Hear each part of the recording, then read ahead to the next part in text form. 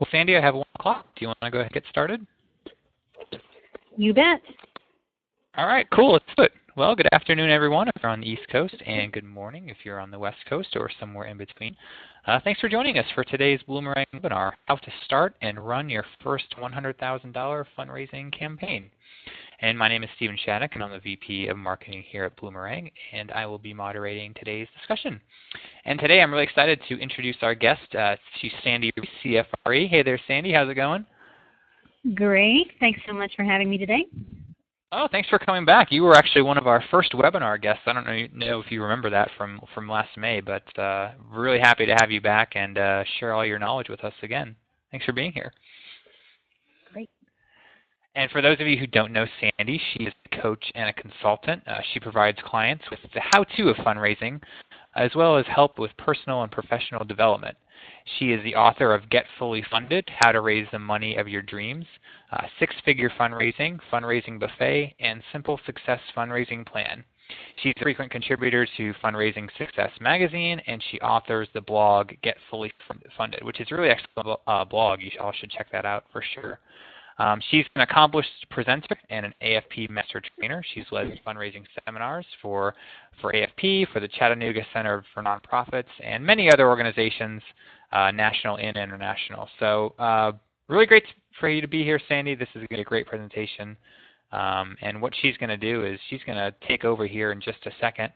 And when she's done presenting, we're actually going to jump into a little interactive Q&A session. So as she's presenting, go ahead and send any questions or comments our way through the chat box. We'll both see those there, and we'll try to answer just as many before the 2 o'clock Eastern hour. And just so everyone knows, we will be sending out a recording of the presentation, as well as Sandy's slides a little later this afternoon. So if you have to bounce early or maybe you want to review the content later, you'll be able to do that. So, Sandy, I'm not going to take any more time away. Why don't you get us started? Okay, great. I'm happy to jump in and do that. So let me add a welcome. I'm so glad you all are here. It always delights me when I have a webinar or a class that I'm teaching and people show up and they're eager to learn. So yay, thank you for being here with me. This stuff is something that I learned myself, and I wanted to tell you a little bit about me. I've been working as a coach and consultant for about the past 8 years, but I got my start in fundraising in the late 90s. And I think I had a very similar experience to a lot of other people. I fell into it.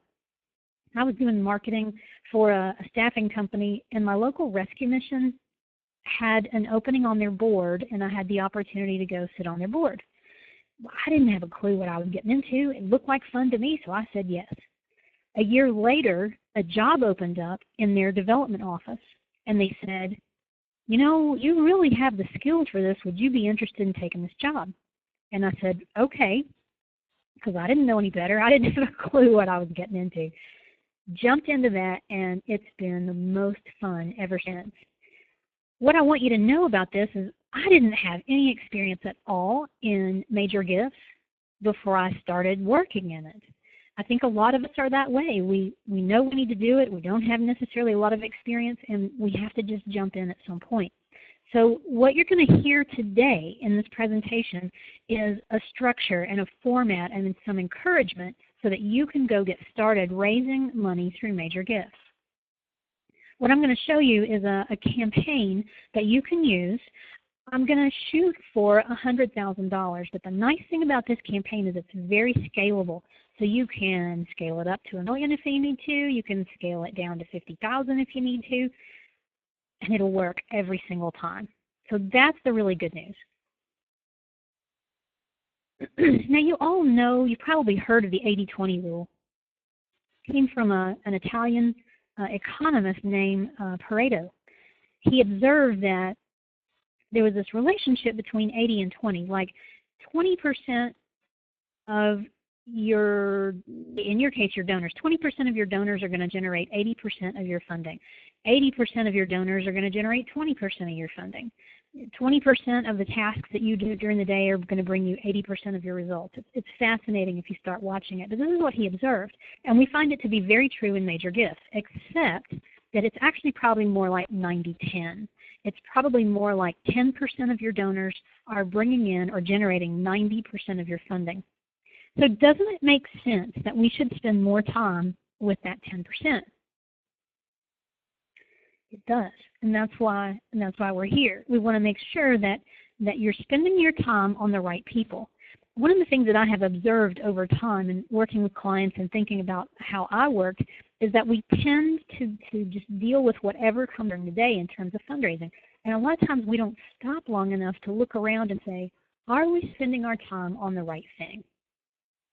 So good for you that you're here, because you're going to hear this and you're going to get that, gosh, we really should be very purposeful about where we're spending our time. A major gift is defined by you. A lot of people who are new will say to me, well, how much money does it have to be before it's a major gift? And if you're wondering that, the answer is it depends on your organization. What might be a major gift for you might not be the same thing for another organization. For a lot of small organizations, they defined a major gift at about $500. You may have another organization that it's got to be $5,000. For a university or a hospital, it might need to be $5 million before it really counts as a major gift. If you're not sure, here's a way that you can go have a look. Go pull a report of everybody who's given to your organization in the last year. Throw it into Excel and sort it by largest gift down to smallest gift. Count down 10, draw a line, and have a look at those numbers above the line. What you're going to see is they're probably very similar, and somewhere it might be exactly at that line or slightly above or slightly below. There's going to be a natural break, and you're going to be able to tell where your major gift line is for right now. Does it change over time? Absolutely. You go implement some of the stuff I'm going to share with you today, you ought to be able to increase that line. It may go from 500 to 5,000. You may go from 500 to 1,500, but absolutely it is movable. I think one of the most important things about how a major gift is defined is that it is a stop and think kind of gift. And I want you to think about this for a second. I'm hopeful that all of you donate to some other organization. If you don't, you need to. You need to get that experience of being a donor. And I want you to think about the last time that a direct mail piece came to your home or came to your office and you had to look at it and you wanted to give. How did you make the decision of how much to give? You probably looked in your checkbook, thought about how much money you had. A lot of times we're thinking about, well, what do I have left over after everything is paid that I need to get paid? And then there's some amount that we're comfortable with. We write the check, we send it, we're done. Or we go online, we make the gift, we put our credit card information in or whatever, and we're done. There's not a lot of thought that goes into it. A major gift, on the other hand, is a stop and think kind of gift. A major gift comes as the fruition of a lot of time and attention that you've spent with a donor in cultivating a relationship. You've asked them to think about something bigger than they normally think about. The stop and think activity for them. And it usually brings them great joy. I can't tell you how many people that I have had give really large gifts and then say to me, thank you for letting us do this. And I'm kind of like, really? No, thank you, because you just gave me, $25,000 that we desperately needed. Thank you. Oh, they'll usually tell you thank you because they love it. It makes them feel really good. Okay, so what we're really looking for when we start down this path with major gifts is we're looking for the one. Let's say you have 1,000 people who give to your organization. Not all of them are capable of making a major gift, and that's okay. We need all of them. You need everyone. I believe that every dollar counts. As long as every dollar counts, you need every donor, and every one of them is valued and precious to you. And you're going to use some kind of software like Bloomerang to keep up with all of them and where you are and when they've given last and that sort of thing. When we start thinking about major gifts, we're looking for the one. It's kind of like looking for one red M&M in a big bowl full of green M&Ms. Because that one, the one that has the ability to make a gift that can be game-changing for your organization. How do we figure that out? Well, I'm going to give you some hints as we go today. There's some science about it, and there's a lot of art about it. And I can teach you some of the science. You're going to have to pick up some of the art. But the more you do it, the better you're going to get at it. It's not just about the money. It is not just about the check that somebody's going to write or the gift of real estate or stocks that they're going to give. It's really about the relationship. The relationship is actually worth more than the gift. Now think about that. Because I know some of you are going like, no, I'm pretty sure that $25,000 gift is important, or that $100,000 gift, or whatever it is.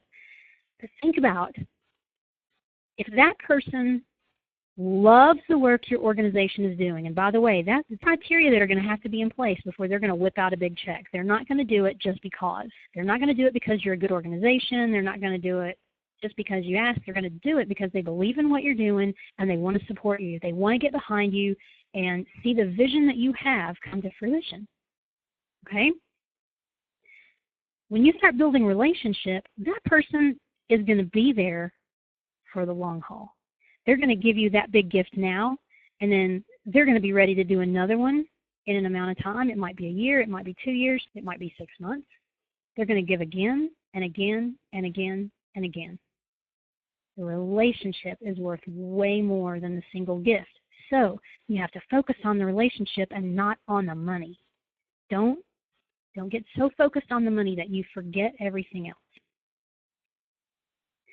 Okay, so let's dig into how this campaign works.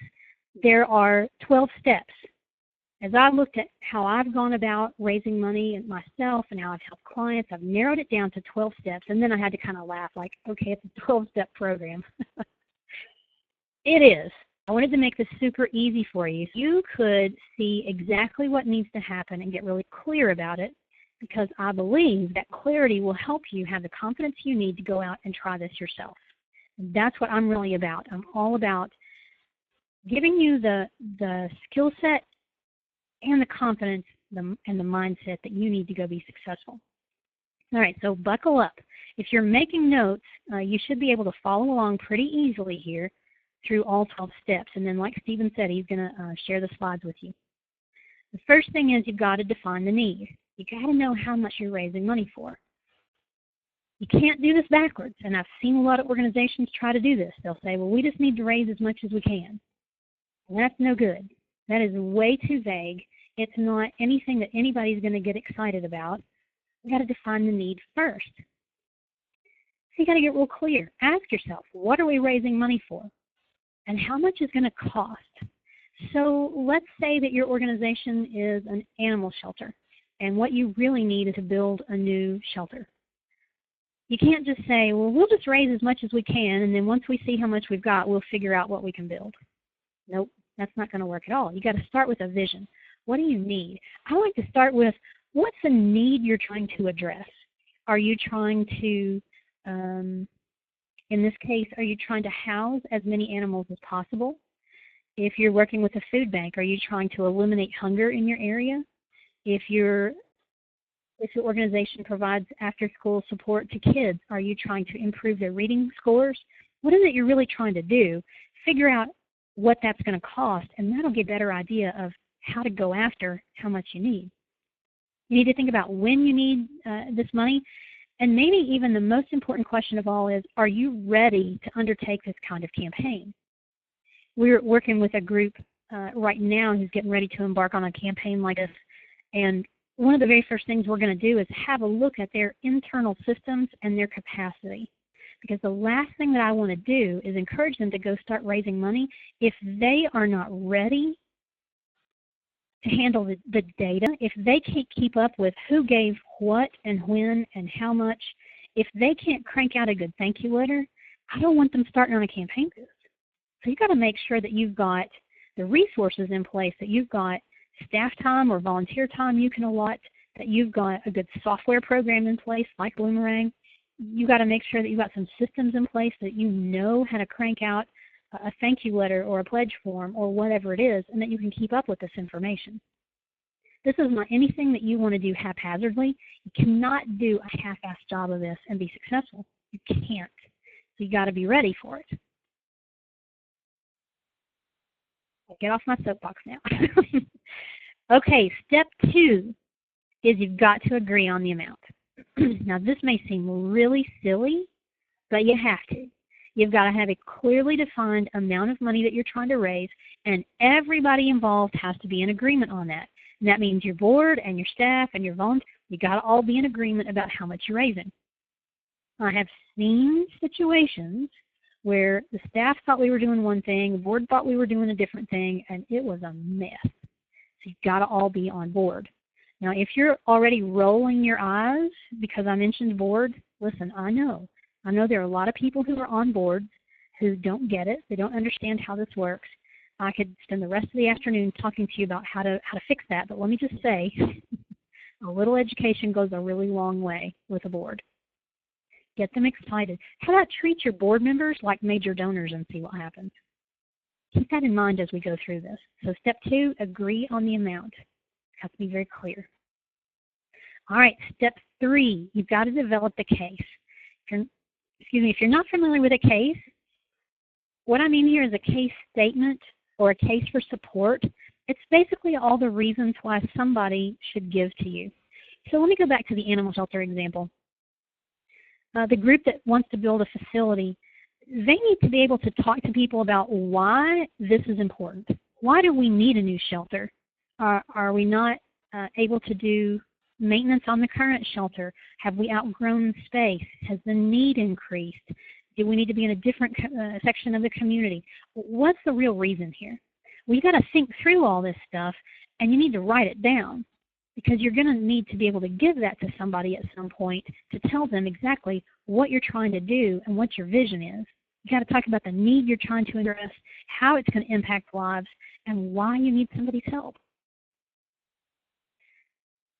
You got to be able to position your organization as the one that's uniquely qualified to address this need.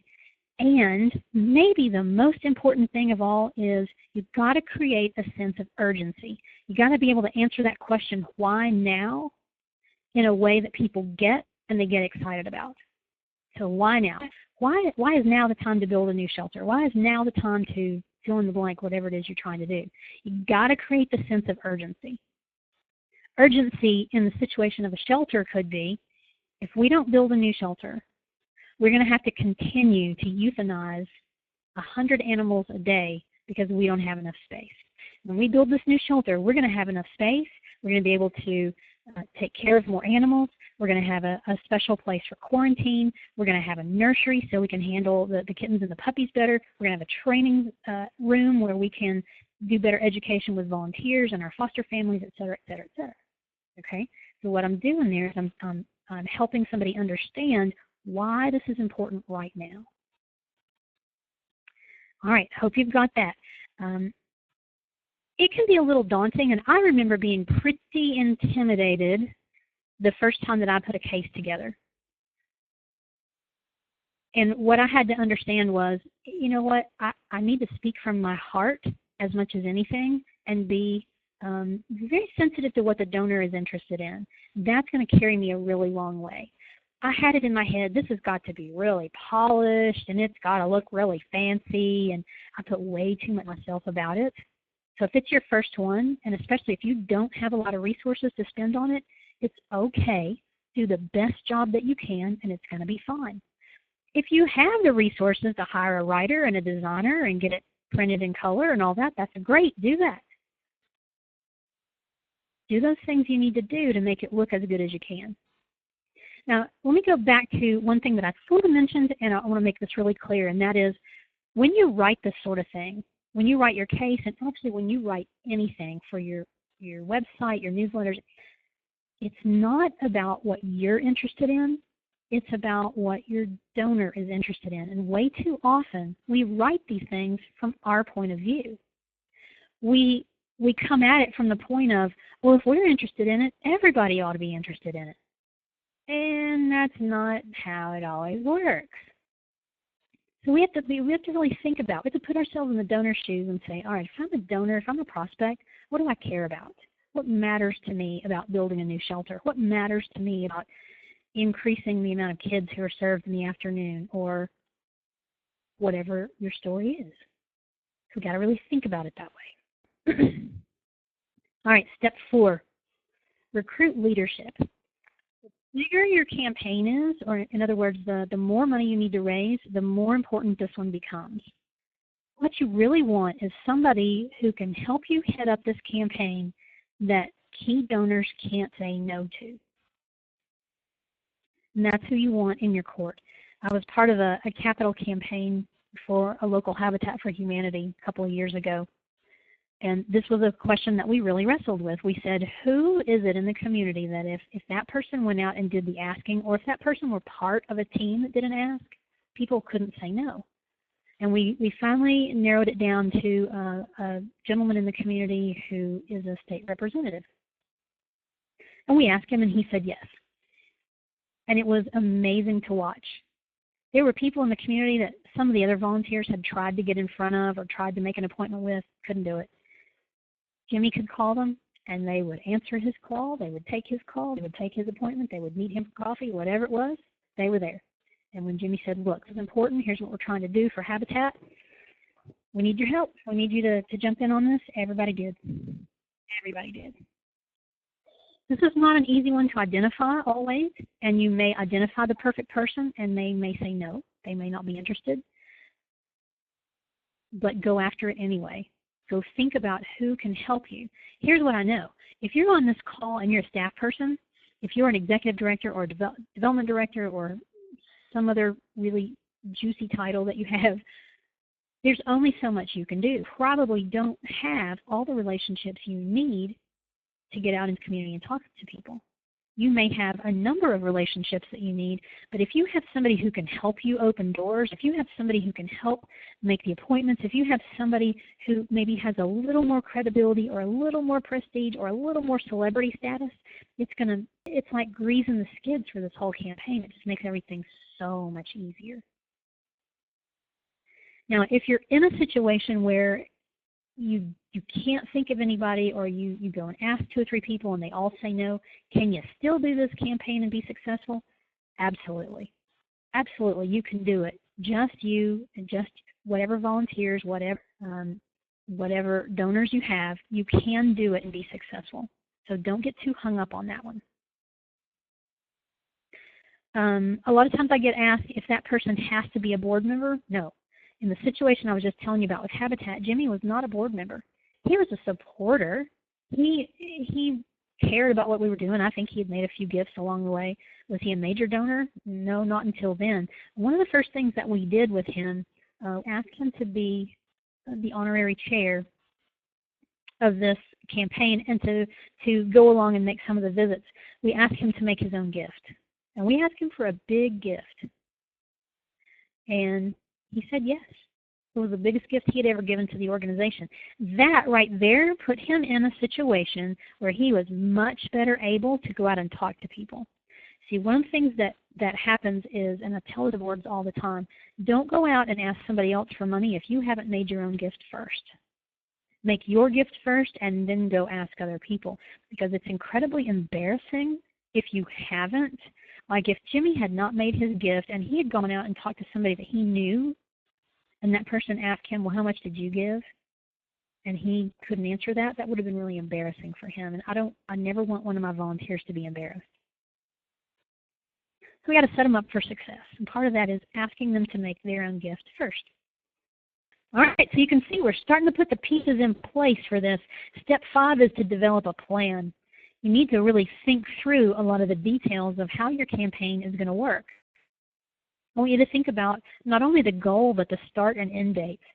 It's really easy sometimes for organizations to do the start date and to leave off the end date, because they'll think, well, I don't really know. I don't know how long this is going to take, or I'm not sure, or what if we can't get it done in a year? What if we can't get it done in whatever other way? Think about the start date, the end date. Make sure you're clear about your reason for money, your leadership. Put all this stuff in writing. You can't have it in your head. It's got to be in writing, because then it's a whole lot easier to get staff and board and leadership and everybody all on board together with it. If it's all in somebody's head, it's not real.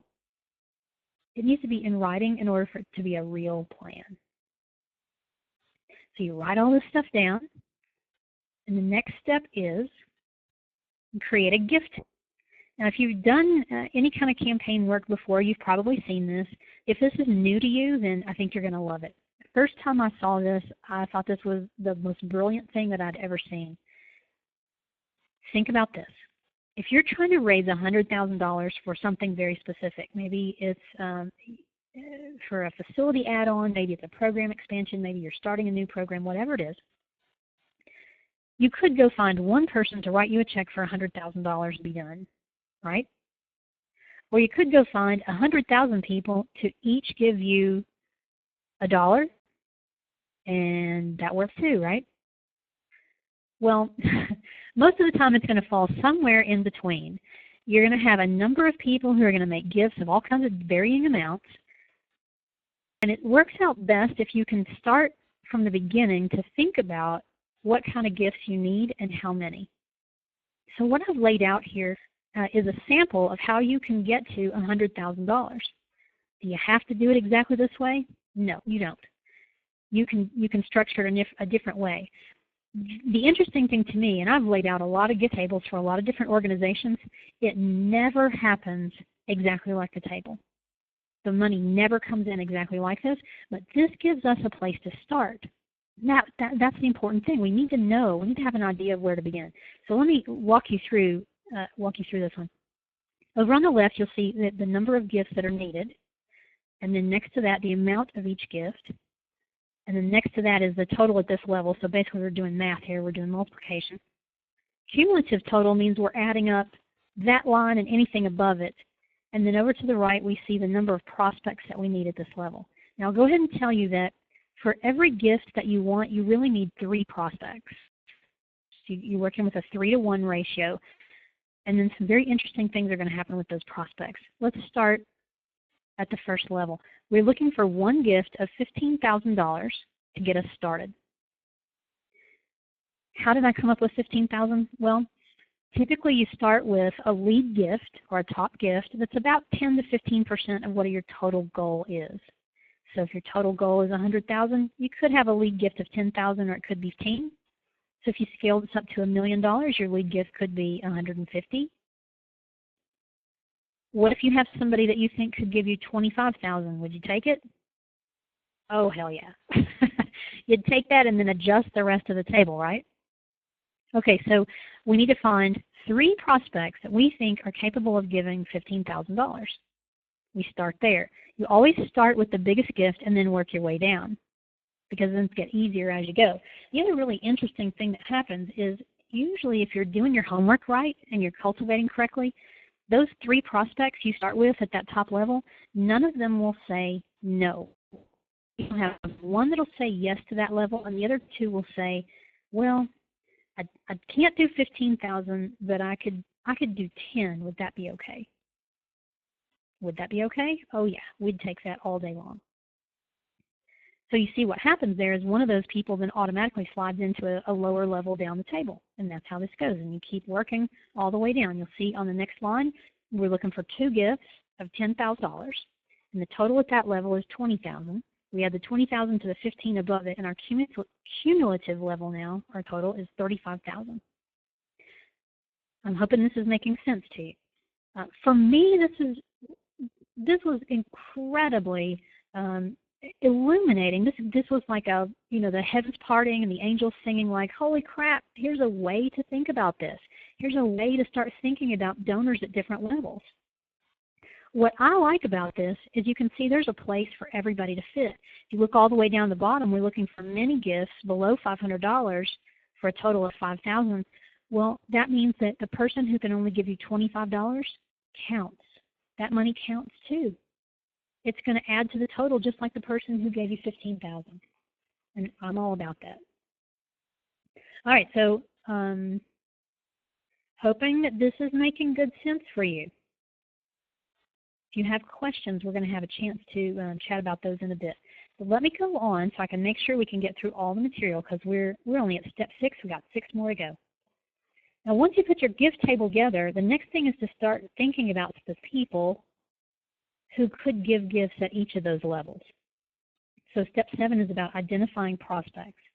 Now, there's something that we teach in basic fundraising, or Fundraising 101, that this is another one of those incredibly useful tools called LIA. You've got to have each of these present before somebody's going to make a gift. Here's what they are.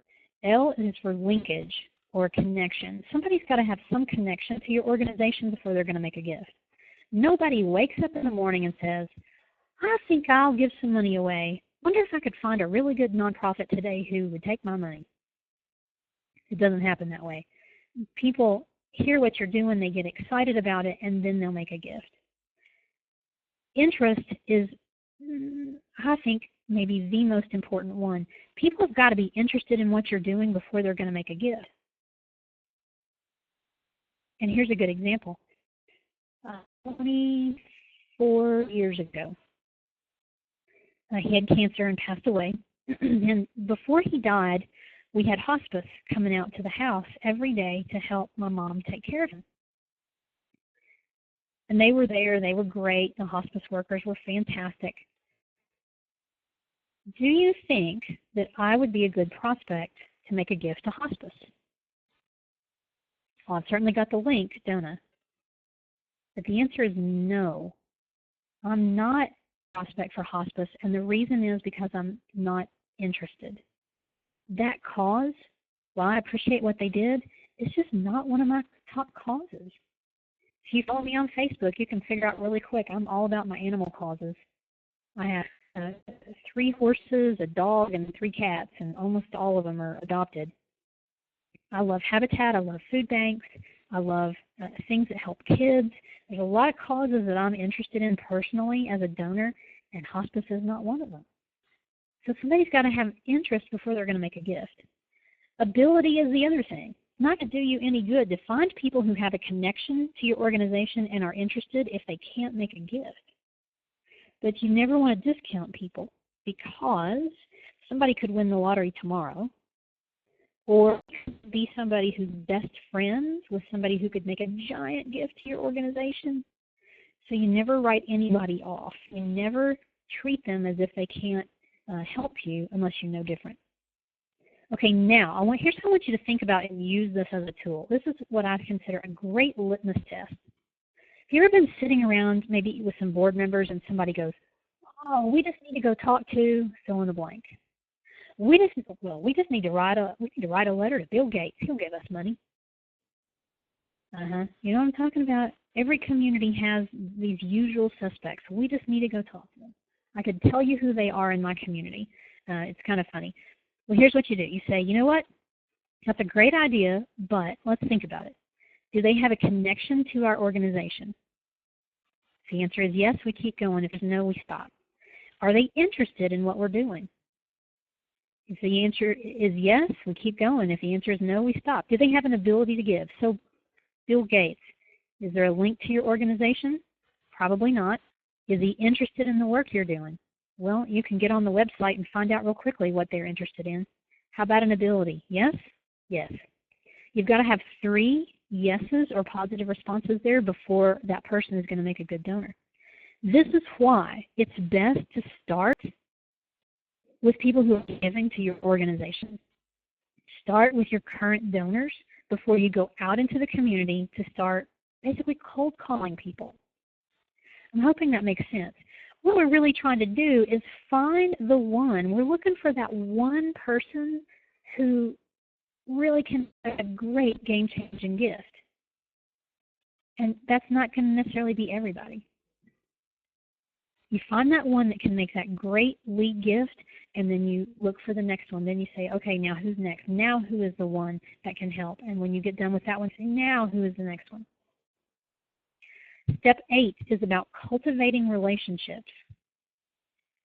You've got to build with your donors. That means you need to get to know them. You need to find out what they're interested in, what they care about, what matters to them.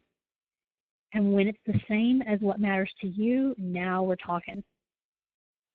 Now, if you can see the slides, I have this great picture of this couple in their wedding clothes on the beach.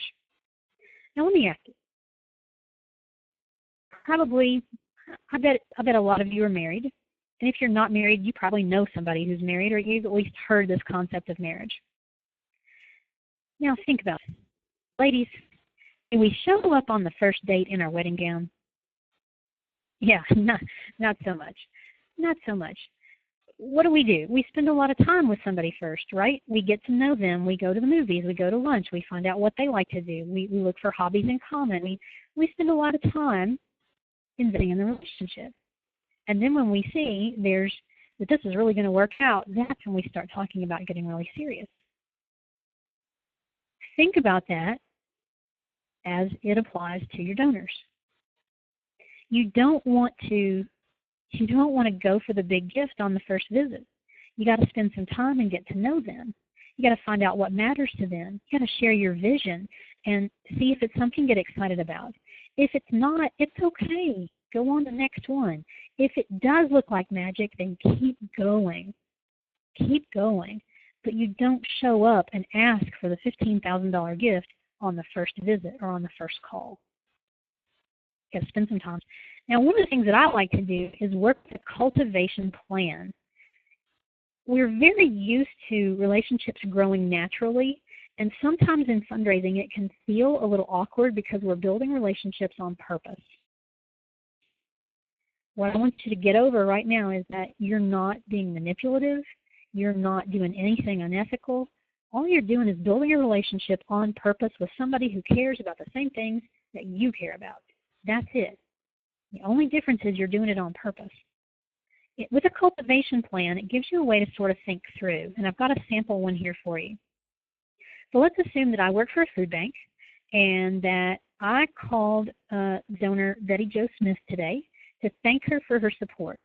And in my cultivation plan, I'm going to write down, so here's the result of my call today. She mentioned that her parents struggled through the depression and she can't bear the thought of anybody going hungry. So as a next step, I invite her for a tour so she can come see firsthand what we're doing. And she said, I'd love to. I'm coming June 30th. Great. So that's what's next in my plan. On that day, she's coming for a tour, and I need to find out what her hot button is. Everybody has one. There's something about your program, and it may surprise you. Never assume that you know what it is until you find out for sure.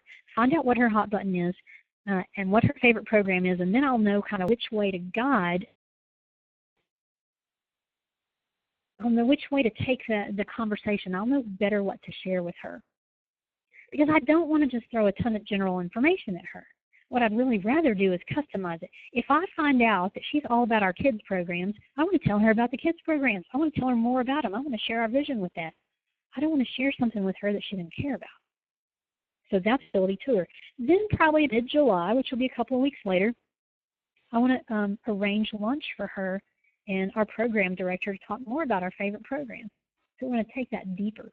Then a few days later, I'll give her a phone call just to see what she thought, and I'll start to figure out how I want to ask her for a gift based on that.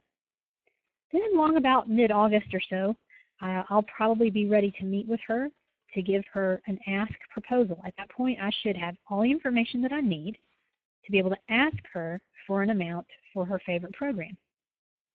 So that's my plan based on my phone call today. Will it happen exactly like that? I don't know. It might or it might not. I need to leave some room in there. I need to leave some time, and I need to leave room for anything unexpected. So, for example, what if she calls me on the 20th and says, you know what, I'm not going to be able to meet on the 30th. Okay, I got to adjust my plan a little bit. But what I know from having done this myself is when I at least have a general idea of where I'm going with this donor, I feel a lot more confident about the steps along the way. I feel better about making those, and I feel better about what I'm doing with it. And that's really important, because if I don't feel good about it, if I get scared, I'm going to back off.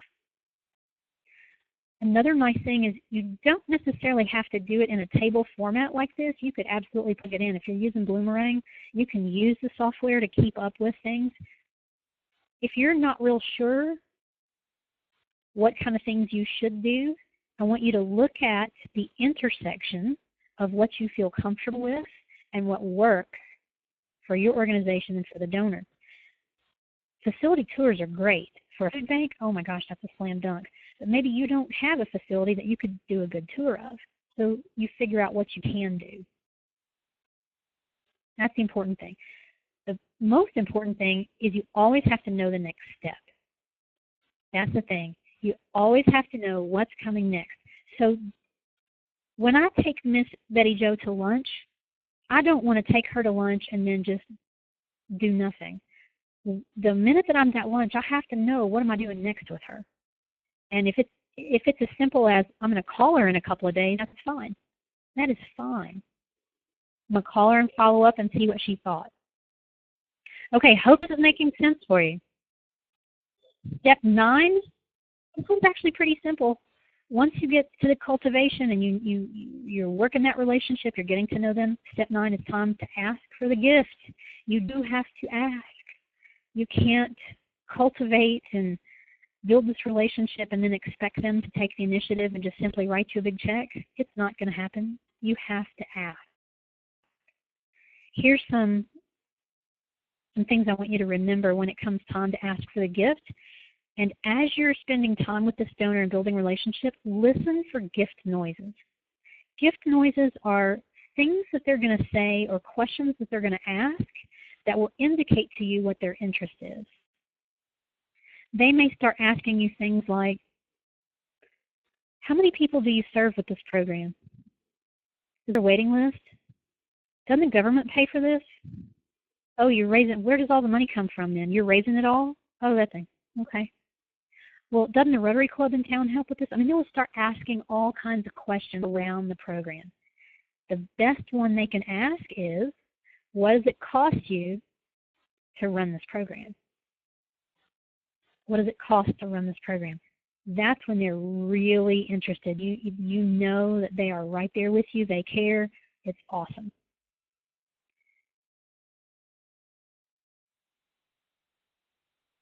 You want to make sure that when it's time to ask for the gift that you're asking support for the right thing.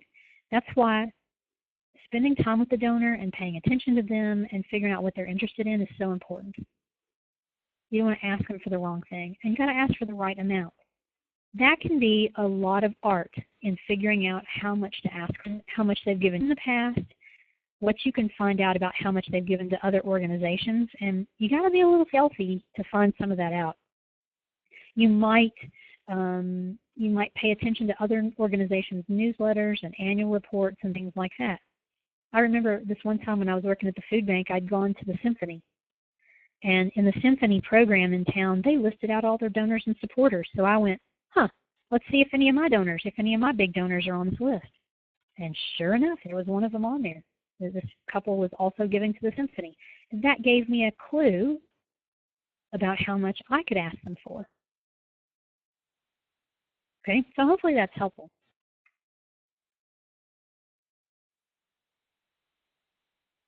One of the things that really stumped me when I was a development director was figuring out exactly what to say.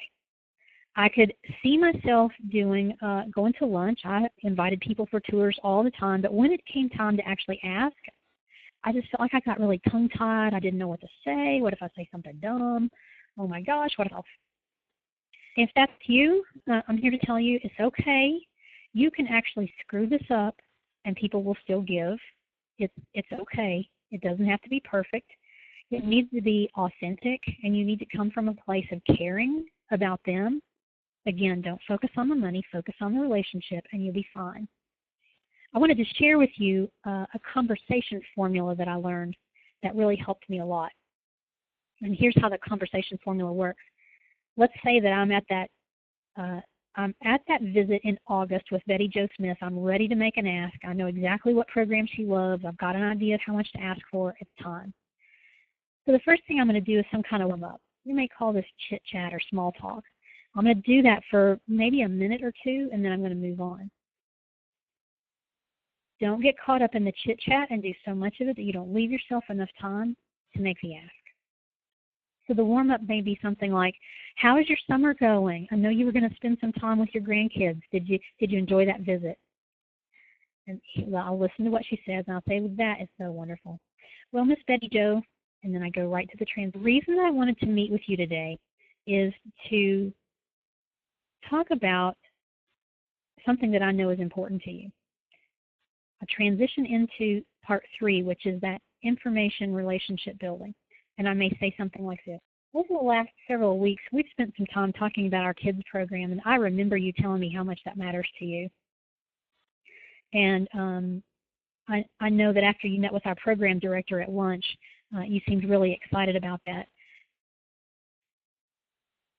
And I'm going to explain to her what our vision is and where we're trying to go with that. And I'm going to say to her, Miss Betty Jo, I'm here to ask you if you would consider making a gift to support our kids program today. So in that transition, I'm going to lay out again, I'm here to ask you, and then I go right for the. Now here's the important thing. You need to find your words. The words that I normally use are something like, would you be willing to consider a gift of $20,000 to support our Kids Cafe program?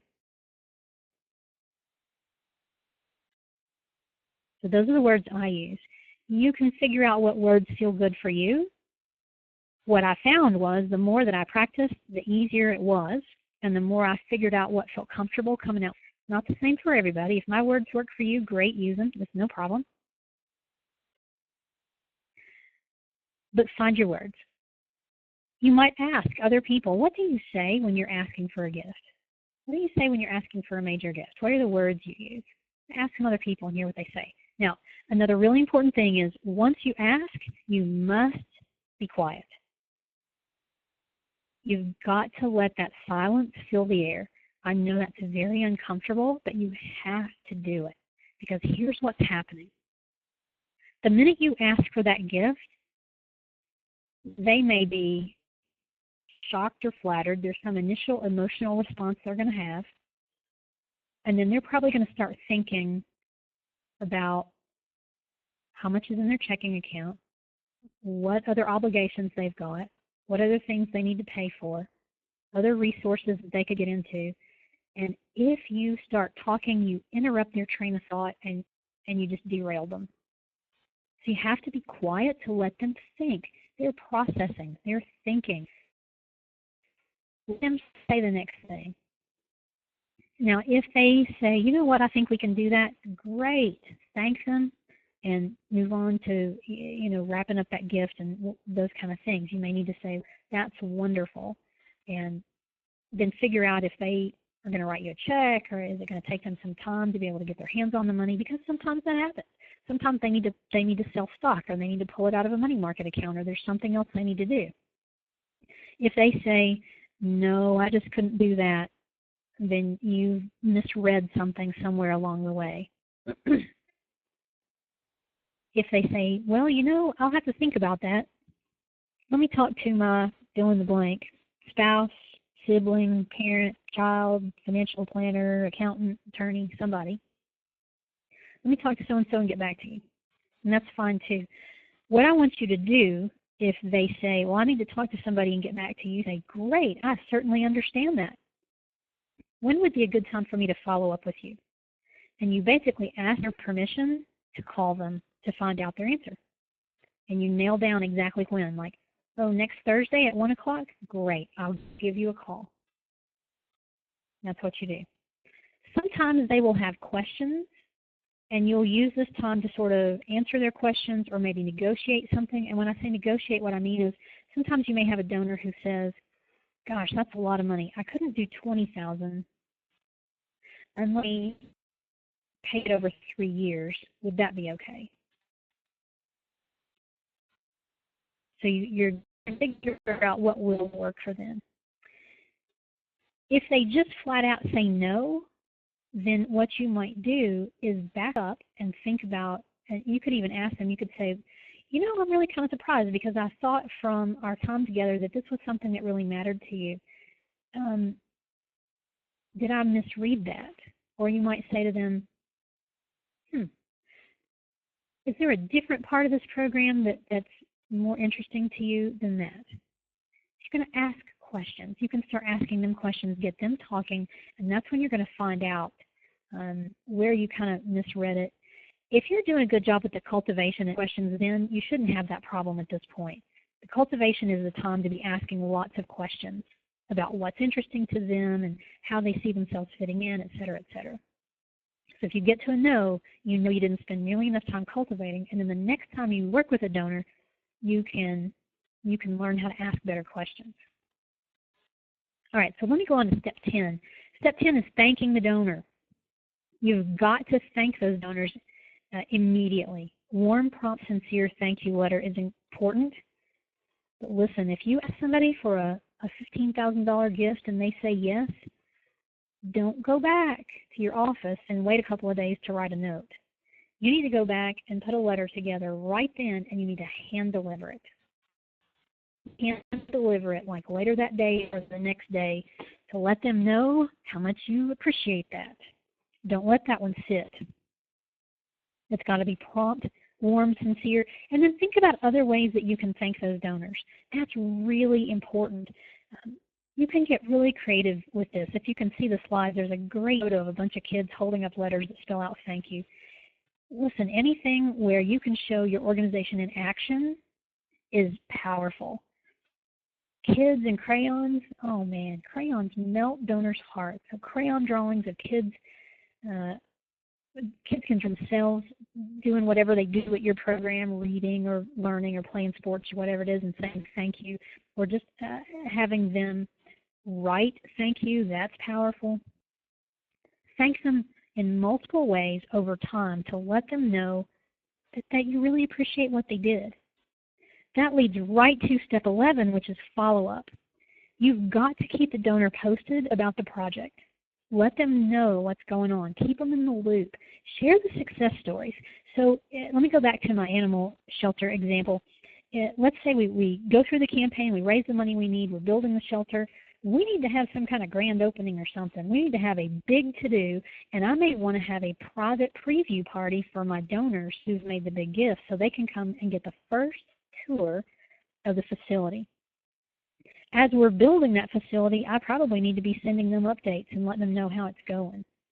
They like knowing. They like knowing what's happening to their money and that you're using it wisely and that it's having the impact that you wanted it to have.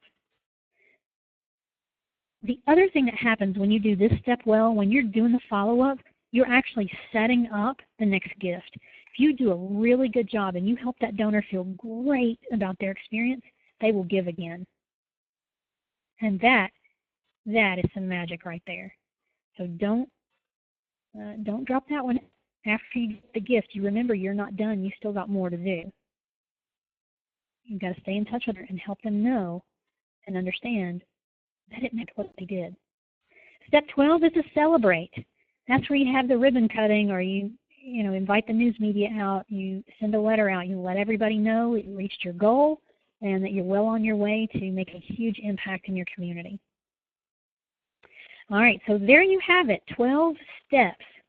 I hope that you see that this is something that's real doable. My intention for you is to feel like you've got some superhero powers now to go out and make this happen. I can tell you that the more you do this, the easier it gets. I was really nervous, oh my goodness, when I first started working with major donors, and I was so afraid I was going to mess something up. And the more I did it, the more I saw that it's really okay. They're really just people. They care about the same things I do. It's all good. It's all good.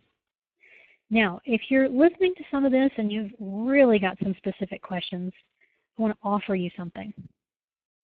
I do something that I call a strategy session, where I jump on the phone with an organization and we talk about your campaign and I can give you some suggestions. If you're interested in a 20-minute strategy session with me, you can go to this website. It's talkwithsandy.com, and you will see my online calendar, and you can pick a day and a time that works for you. And then we can talk about your campaign, and you can ask any questions that you want, and I'm happy to do that for you. Now, let's see what questions you have while we still have a few minutes left. Cool. That was awesome, Sandy. Thanks so much for all this information. And I hope people do take advantage of that. Sandy is one of the best consultants, experts we work with. So please do reach out to her if you do want to take advantage of that. Very kind offer. So we've got a couple questions in here in the chat room. I think a couple of them may have gotten answered later on through Sandy's slides. But Sandy, we've got one here from Poppy. Poppy's saying, if your organization is a natural virtual organization, are there differences in how you would approach a campaign of this kind? So they're a volunteer-only organization, and the board members are scattered across the U.S. So virtual organization, but still has some national reach. What would you say to Poppy there? Okay. Okay, so here's what you got to do. You got to think about what you can do instead of what you can't do. If you're a national organization, it may not be feasible for you to jump on a plane and go get face-to-face with a donor, so you've got to figure out what you can do.